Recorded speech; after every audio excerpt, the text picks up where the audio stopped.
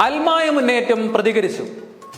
സമമായ വ്യവസ്ഥകൾ പാലിക്കാത്ത Ernakulam Angamaly apostolic administrator Mar Bosco പുത്തൂരും അദ്ദേഹത്തിന് പുറകിൽ ചരട് വലിക്കുന്ന അരമന കച്ചേരിയിലെ വൈദികരും എറണാകുളം അങ്കമാലി അതിരൂപതയ്ക്ക് നൽകുന്ന സേവനങ്ങൾക്ക് തൽക്കാലത്തേക്ക് നിർത്തിവെക്കുവാൻ അൽമായ മുന്നേറ്റം ആവശ്യപ്പെട്ടു. ഞങ്ങളുടെ ഡീക്കന്മാർക്ക് തിരുപ്പട്ടം നൽകാതെ ഇനി യാതൊരു കാര്യവും അതിരൂപതയിൽ ചെയ്യേണ്ടതില്ല എന്ന് അൽമായ മുന്നേറ്റം പറഞ്ഞു. പട്ടം നൽകാനാവുന്നില്ലെങ്കിൽ അതിരൂപത അടച്ചിടണം എന്ന ആവശ്യമാണ് അവർ ഉയർത്തിയത്.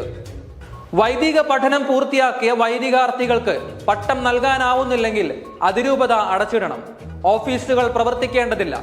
മാർ ബോസ്കോ മെത്രാനും കൂരിയാംഗങ്ങളും തൽസ്ഥാനം ഒഴിയണം. പട്ടം ഒരു കൂദാശയാണ്, അത് വിലപേശാനുള്ള ആയുധമല്ല.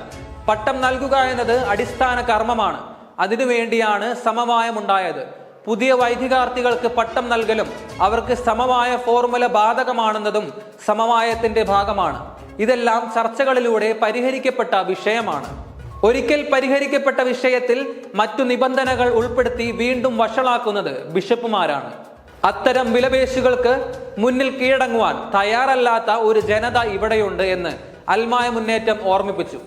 ഞങ്ങൾ ആവശ്യപ്പെടുന്നത് അടിസ്ഥാന നീതിയാണ്. അത് ഞങ്ങളുടെ അവകാശമാണ്. ബന്ധിതർക്ക് മോചനം നൽകാനെത്തിയ ക്രിസ്തുവിലാണ് ഈ ജനതയുടെ ആശ്രയം എന്നീ കാര്യങ്ങൾ മാർ ബോസ്കോയെയും കൂരിയ അംഗങ്ങളെയും ഓർമ്മിപ്പിക്കുകയും ചെയ്തതായി അൽമായ മുന്നേറ്റം കൺവീനർ അറിയിച്ചു. നന്ദി.